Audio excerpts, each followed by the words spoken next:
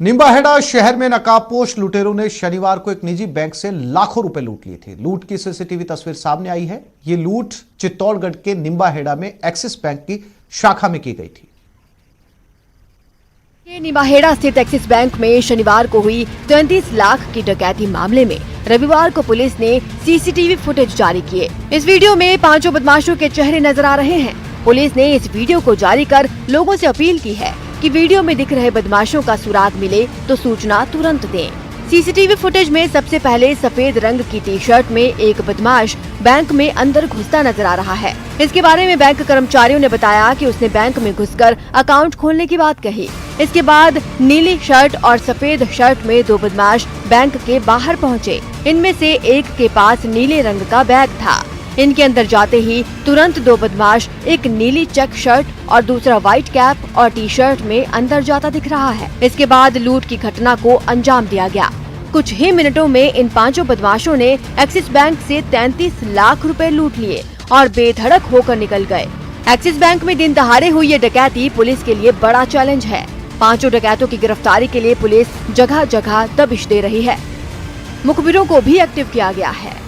पोखरण के भिकोड़ाई कस्बे की मरुधरा ग्रामीण बैंक को लुटेरों ने लूटने की कोशिश की। चोरों ने बैंक की खिड़कियां और स्ट्रांग रूम का ताला तोड़ा, लेकिन मंसूबों में कामयाब नहीं हो पाए। सुबह ग्रामीणों ने बैंक की टूटी खिड़की पर मैनेजर को सूचना दी। इस पर बैंक मैनेजर ने फलसून पुलिस को मामले की इत्तला दी। पुलिस ने जांच शुरू कर दी है।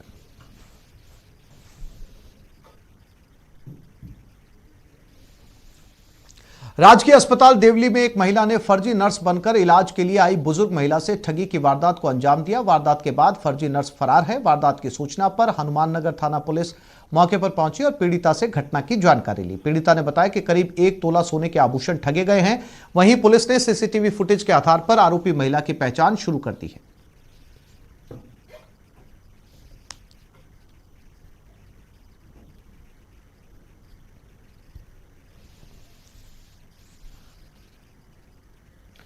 जोधपुर के फलोदी जेल से सोमवार की शाम को जो 16 कैदी भाग निकले थे, उसे लेकर बड़ा खुलासा हुआ है। बताया जा रहा है कि जेल ब्रेक कांड में जिन 4 पुलिसकर्मियों पर गाज गिरी, उनकी ही मिली भगत से 16 कैदियों ने भागने की साजिश रची थी। फलौदी जेल ब्रेक कांड की पूरी घटना एक फिल्म की कहानी जैसी है, जिसमें सस्पेंस और सस्पेंस ही है। सवाल ही सवाल है। जेल ब्रेक के कुछ पल बाद की जो तस्वीर है, उसमें सिपाही मदनपाल और राजेंद्र गोदारा चोटिल महिला सिपाही के पास खड़े थे। खास बात यह है कि तब तक दोनों के कपड़े सही सलामत थे, लेकिन आधे घंटे बाद जब ये दोनों अफसरों को बयान दे रहे थे, तब इनके कपड़े फट चुके थे।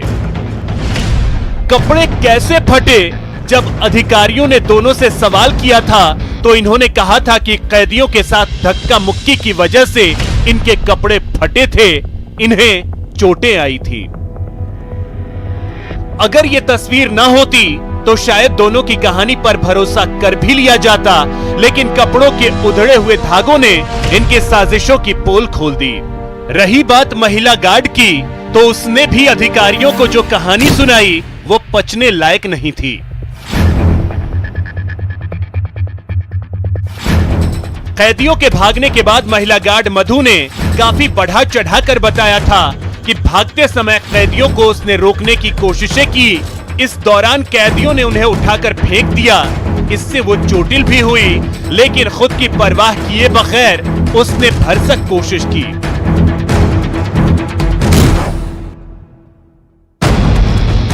घटना के तुरंत बाद उसे अपने चोटिल होने के साथ तबीयत बिगड़ने की जोरदार एक्टिंग भी की, लेकिन पूछताछ में उसकी पोल खुल गई। उन्हें जेल के कार्यवाहक जेलर नवी बख्श, गार्ड सुनील कुमार, मदनपाल सिंह के साथ सस्पेंड कर दिया गया। जेल में तैनात सुरक्षा गार्डों की साजिश की बात तो खुल गई है। बड़ी कामयाबी तब मिलेगी जब 16 के 16 कैदी वापस जेल की दीवारों के अंदर आएंगे। न्यूज 18 राजस्थान के लिए जोधपुर से ललित सिंह की रिपोर्ट। सरहदी बाड़मेर के जिला अस्पताल में सरकार के सभी दावों की पोल खुलती नजर आ रही है। यहां घोर लापरवाही का मामला सामने आया। यहां जिले के अलग अलग गांवों से नसबंदी करवाने आई महिलाओं को ऑपरेशन थिएटर से महिला वार्ड में शिफ्ट करने के लिए एक स्ट्रेचर तक नहीं मिला। इतनी तपती गर्मी में महिलाओं को पैदल ले जाकर दूसरे वार्ड में शिफ्ट किया गया। इतना ही नहीं, जिस वार्ड में इनको रखा गया है यहाँ ना ही पंखे चल रहे हैं, ना ही पानी की व्यवस्था है। एक बेड पर 2 महिलाओं को रखा गया। वहीं प्रमुख चिकित्सा अधिकारी डॉक्टर BL मंसूरिया ने लापरवाही की इन तमाम तस्वीरों के बावजूद मामले से पल्ला झाड़ने की कोशिश की, जबकि तस्वीरें सारी कहानी खुद बयान कर रही हैं। ये ऑप्शन किए हुए लुगायों को कितनी दूरी पर ये झाल कर ले जा रहे हैं, कोई गाड़ू ले है नहीं, कबाड़ी पर भेज दिए सब। नसबंदी शिविर हॉस्पिटल में सप्ताह में 2 दिन लगता है, एक बुधवार को दूसरा शनिवार को, और आज जो 25 का रजिस्ट्रेशन हुआ है नसबंदी के लिए।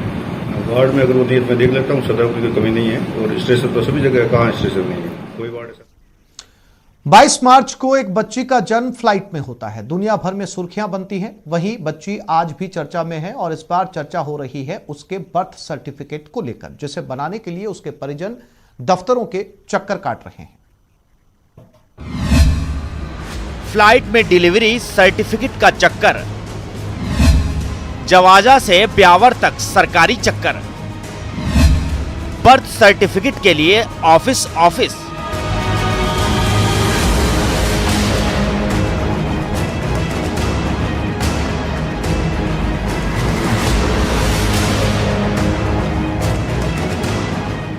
याद है ना, 22 मार्च 2021 की तस्वीर है, जब हैदराबाद से जयपुर आने के दौरान एक बच्ची का जन्म 33,000 फीट की ऊंचाई पर इंडिगो की फ्लाइट में हुआ।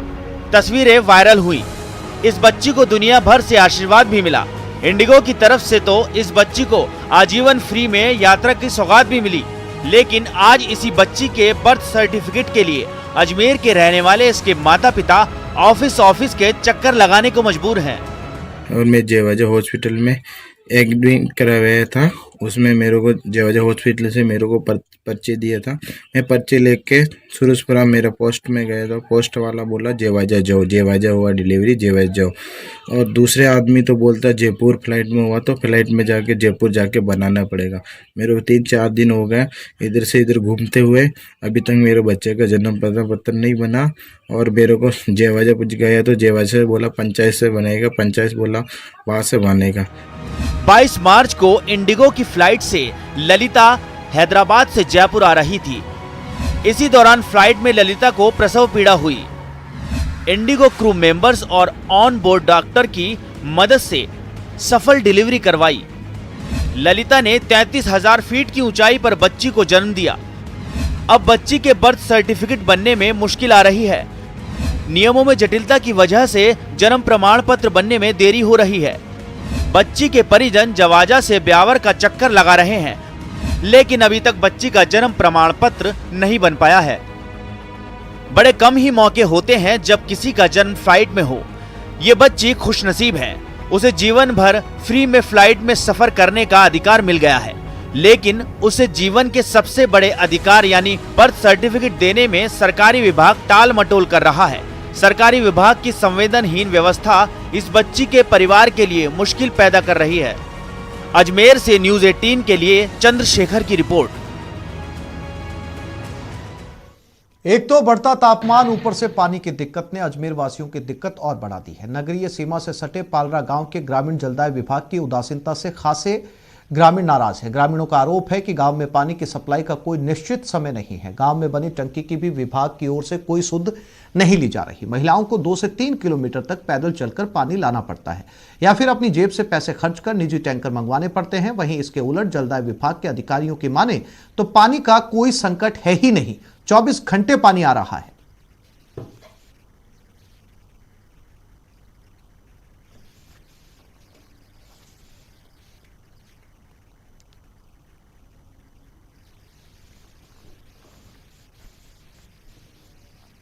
जब ग्रेटर नगर निगम में बोर्ड और बीजेपी का होश और सरकार हो कांग्रेस की तो खींचतान तो होगी ही। लिहाजा बीजेपी बोर्ड की मेयर के साथ तमाम समितियों के चेयरमैनों की अब अधिकारियों के साथ ठन गई है, जिसका ताजा उदाहरण बीते दिनों ग्रेटर नगर निगम की कार्यकारिणी समिति की बैठक में देखने को मिल चुका है। जनप्रतिनिधि चाहते हैं कि निगम में होने वाले फैसलों की फाइल उनके पास से होकर गुजरे, जबकि अधिकार हर फाइल भेजने को तैयार नहीं है। अधिकारी उधर इस विवाद में अब कांग्रेस भी कूद गई है। कांग्रेस पार्षद करण शर्मा ने आरोप लगाया है कि भाजपा नेता चाहते हैं कि तमाम अधिकार मेयर समेत चेयरमैन को मिल जाए।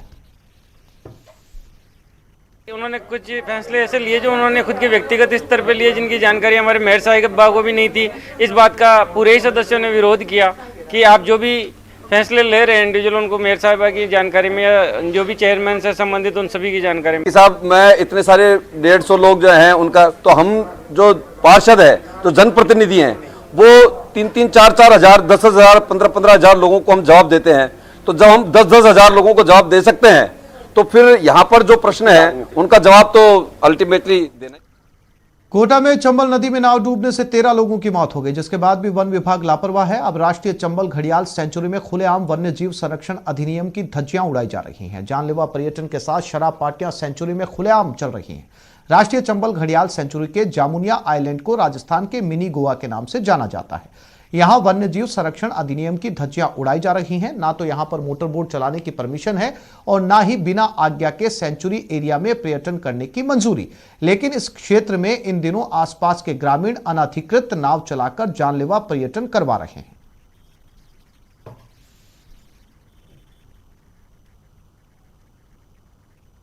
कहीं ना कहीं जो है, जो फॉरेस्ट डिपार्टमेंट की पेट्रोलिंग है उसका जो कमी है, पेट्रोलिंग की जो सुरक्षा ये लोग नहीं कर पा रहे हैं, चंबल घड़ियाल अभ्यारण्य वाले स्टाफ जो है वो सुरक्षा नहीं कर पा रहा, उसका फ़ायदा दूसरे लोग उठा रहे हैं और इस तरह से वन्यजीव संरक्षण अधिनियम का स्पष्ट उल्लंघन है। अनाधिकृत रूप से प्रवेश कर रहे हैं, हैबिटाट को डिस्टर्ब कर रहे हैं, खुद की जान को जोखिम में डाल रहे हैं।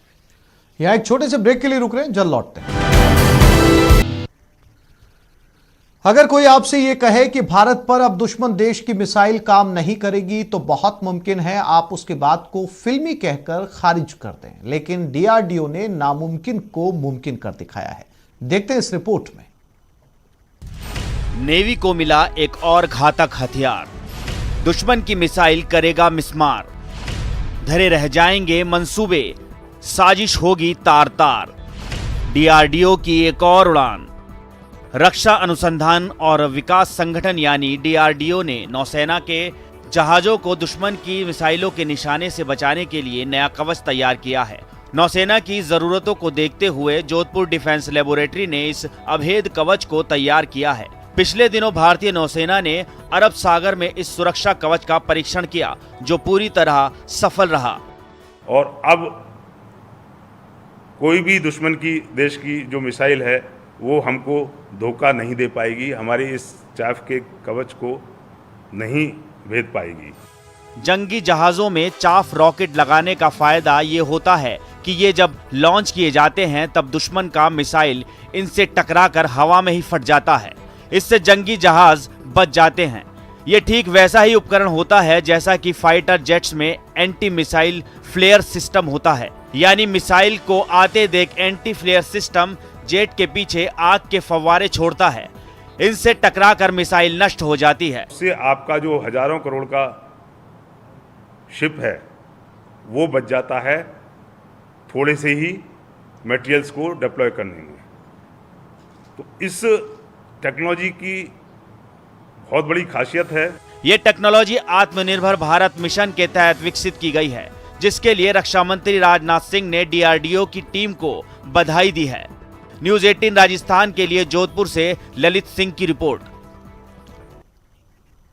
पीएम नरेंद्र मोदी आज छात्रों, टीचर्स और बच्चों के माता पिता से परीक्षा पर चर्चा करेंगे। आज शाम 7 बजे ऑनलाइन आयोजन किया जाएगा। शिक्षा विभाग भी इसको लेकर पूरी तैयारियां कर चुका है।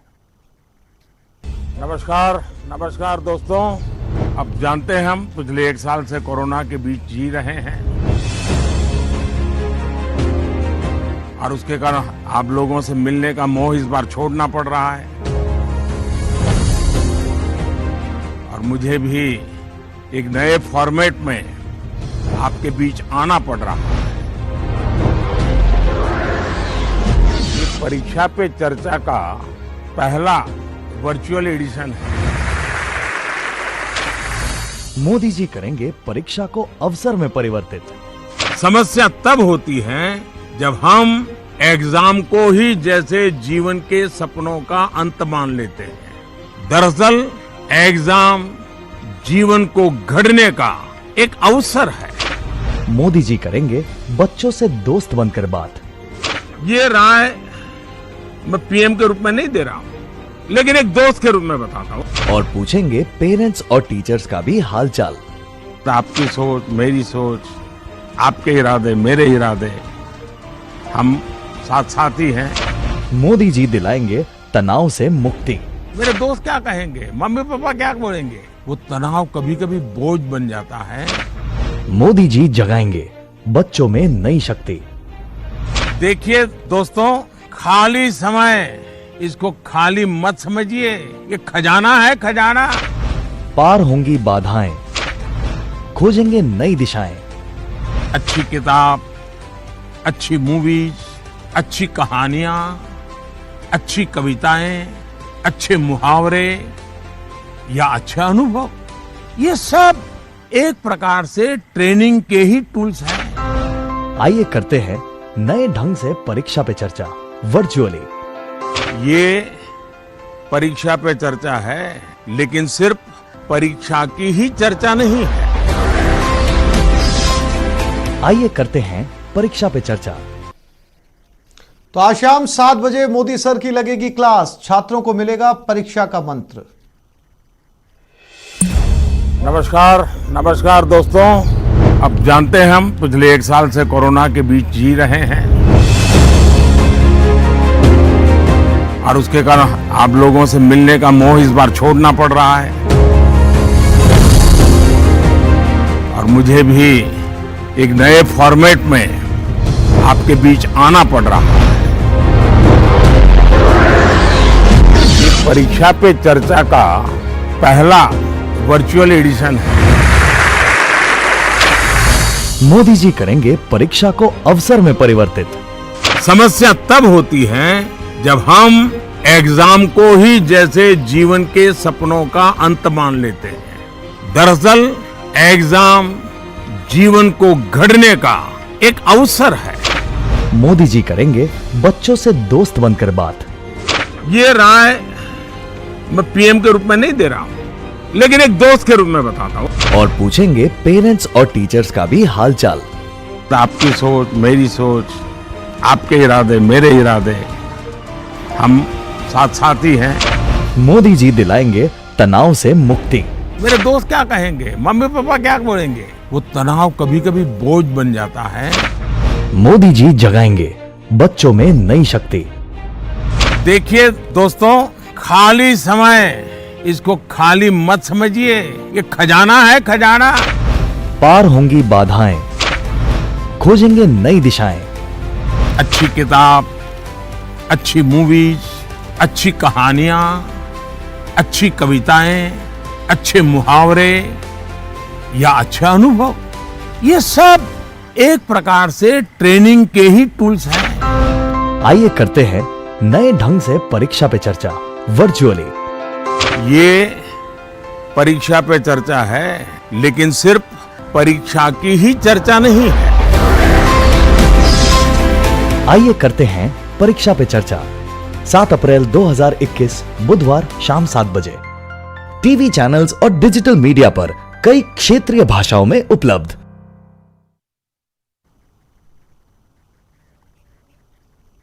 तो इस बुलेटिन में फिलहाल इतना ही। नमस्कार।